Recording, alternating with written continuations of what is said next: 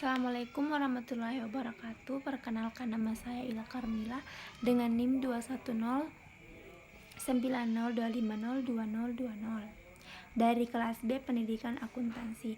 Di sini saya akan memaparkan materi akuntansi keuangan. Tugas UAS yang diberikan kepada Bapak Sahada selaku dosen pengampu dari mata kuliah strategi dan media pembelajaran akuntansi. Baiklah, untuk mempersingkat waktu, marilah kita ke materi yang pertama. Materi yang pertama yaitu laporan keuangan dan pelaporan keuangan. Akuntansi berfungsi untuk menyediakan informasi keuangan, yaitu tentang entitas ekonomi yang akan digunakan untuk proses pengambilan keputusan di antara berbagai alternatif yang tersedia. Maka akuntansi ini didasarkan pada dua aspek. Yang pertama yaitu aspek fungsinya, yaitu menghasilkan informasi keuangan. Pada aspek ini dapat diartikan sebagai disiplin ilmu yang menyajikan informasi keuangan yang penting dengan menekankan prinsip efisiensi atas penggunaan sumber daya yang ada pada perusahaan. Yang kedua, aspek aktivitas atau orang yang melaksanakan profesi akuntansi tersebut, yang terdiri dari mengidentifikasi data yang relevan, mengikhtisarkan dan menganalisis data yang relevan. Yang kedua, laporan keuangan. Laporan keuangan adalah secara pengomunikasian informasi keuangan kepada pihak-pihak eksternal. Laporan keuangan biasanya menyajikan sejarah berdirinya perusahaan, neraca, laba rugi, laporan perubahan modal, dan dilengkapi catatan atas laporan keuangan lainnya. Tujuan dari laporan keuangan yaitu yang pertama, menyajikan informasi yang memiliki nilai guna bagi investor dan kreditor saat ini atau yang potensial di masa mendatang. Yang kedua, menyajikan informasi yang membantu investor dan kreditor saat ini atau yang potensial di masa mendatang dan para pengguna lainnya dalam menilai jumlah, pendapatan waktu, dan ketidakpastian penerimaan kas dari pembagian dividen atau bunga dari hasil penjualan. Yang ketiga, menyajikan informasi yang menggambarkan dengan jelas sumber daya ekonomi yang potensial dari sebuah perusahaan, klaim terhadap sumber daya tersebut, dan pengaruh dari transaksi kejadian. Kita berlanjut ke materi yang kedua, yaitu standar akuntansi keuangan. Laporan keuangan yang dihasilkan oleh perusahaan biasanya akan digunakan sebagai pemenuhan kebutuhan bagi para penggunanya. Berdasarkan hal tersebut, di dalam menyusun laporan keuangan tentunya harus mempunyai standar. Standar tersebut berfungsi sebagai acuan dan pedoman dalam menyusun laporan keuangan, sehingga laporan keuangan antar entitas menjadi seragam.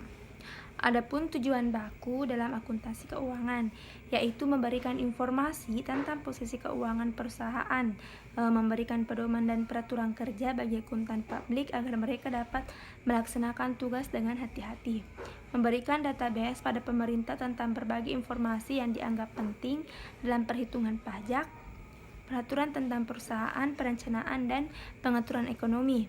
Dan keempat, dapat menarik perhatian para ahli dan praktis dihitung teori dan prinsip akuntansi. Nah, di Indonesia terdapat 4 standar akuntansi yang berlaku. Yang pertama, standar akuntansi keuangan atau biasa disebut dengan SAK. SAK berfungsi untuk entitas yang memiliki akuntabilitas publik, yaitu entitas yang terdaftar atau proses pendaftaran di pasar modal, atau entitas fidusia menggunakan dana masyarakat. Pada tahun 2012 standar akuntansi keuangan sudah mulai mengopsi. Yang kedua, standar akuntansi keuangan entitas tanpa akuntabilitas publik atau SAK-ETAP.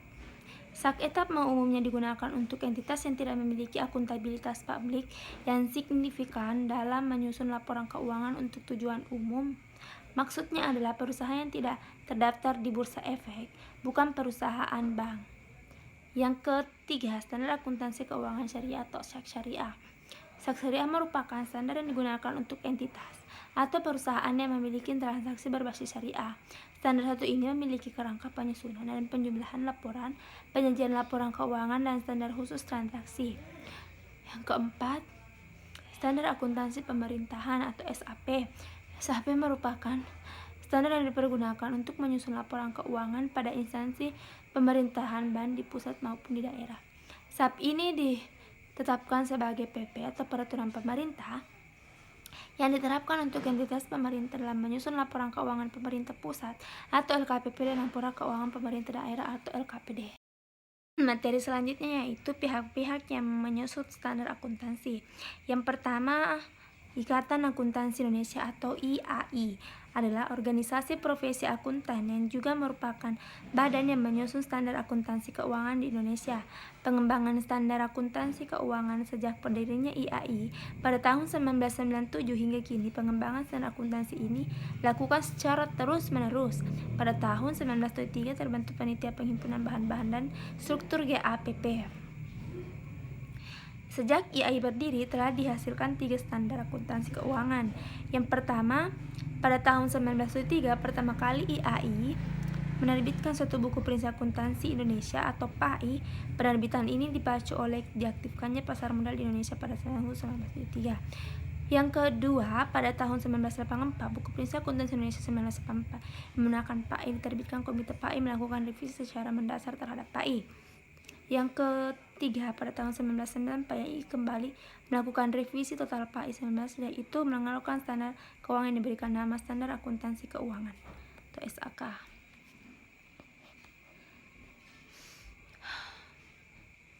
Yang kedua, Financial Accounting Standard Board. Financial Accounting Standard Board sebagai standar akuntansi dan pelaporan keuangan yang telah lengkap dan memadai sejak timbulnya skandal yang memelihara pembahasan besar seperti Enron, Edigban, dan lain sebagainya, menjelaskan lembaga standar akuntansi dan pelaporan keuangan di Amerika Serikat, sehingga para ahli berkesimpulan bahwa UCGAP terdapat banyak masalah karena terlalu rule-based. Materi selanjutnya yaitu prinsip akuntansi keuangan yang diterima umum. Yang pertama, prinsip biaya historis. Dalam prinsip ini, menghendaki pengguna harga perolehan dalam mencatat aktiva hutang, biaya, dan modal. Yang kedua, prinsip pengakuan pendapatan menjadi persoalan yang sangat penting bagi perusahaan tentang kapan pendapatan sudah harus diakui. Pendapatan dapat dikatakan realisasi apabila suatu produk sudah dipertemukan dengan kas dan diakui saat penjualan. Yang ketiga, prinsip mempertemukan. Prinsip matching adalah mempertemukan biaya dengan hasil pendapatan yang muncul karena biaya yang telah dikeluarkan. Yang keempat, prinsip konsistensi. Agar supaya laporan keuangan bisa kita bandingkan dari tahun ke tahun, maka metode dan prosedur yang kita gunakan dalam proses akuntansi harus diterapkan secara konsisten dari tahun sebelumnya. Yang kelima, prinsip pengungkapan lengkap. Prinsip pengungkapan ialah menyajikan sebuah informasi lengkap dalam sebuah laporan keuangan. Prinsip ini sangat diperlukan karena hanya melalui laporan keuanganlah kita bisa tahu kondisi dari suatu perusahaan dan mengambil suatu keputusan dari perusahaan tersebut. Nah, materi yang terakhir yaitu isu-isu dalam pelaporan. Yang pertama, penetapan standar dalam lingkungan politik. Kekuatan terbesar yang mempengaruhi kecepatan perkembangannya standar akuntansi adalah para pengguna sendiri yang terdiri dari pihak-pihak yang memiliki kepentingan masing-masing. Standar akuntansi adalah produk dari sebuah tindakan politik.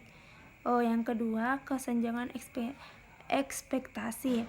Kesenjangan ekspektasi atau dikenal dengan expectation gap terjadi karena kurangnya manajemen komunikasi yang baik antara pihak publik dan profesi akuntan, yang dimana publik sudah tidak mempercayai akuntan yang menurut mereka kurang menjunjung tinggi nilai transparansi dalam penyajian laporan keuangan.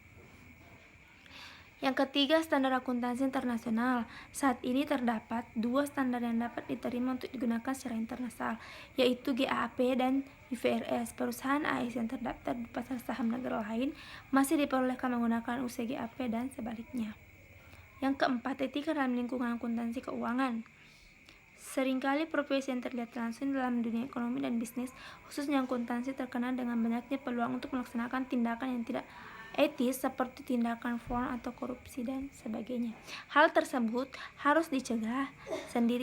Sediri mungkin seorang sarjana muda pasti memiliki sifat idealis yang masih sangat tinggi. Jadi kesimpulannya bisa kita lihat di atas tersebut. Segitulah tadi pemaparan materi dari saya. Jika ada kesalahan mohon dimaafkan karena kita manusia biasa yang tidak luput dari kesalahan. Sekian dari saya. Wassalamualaikum warahmatullahi wabarakatuh.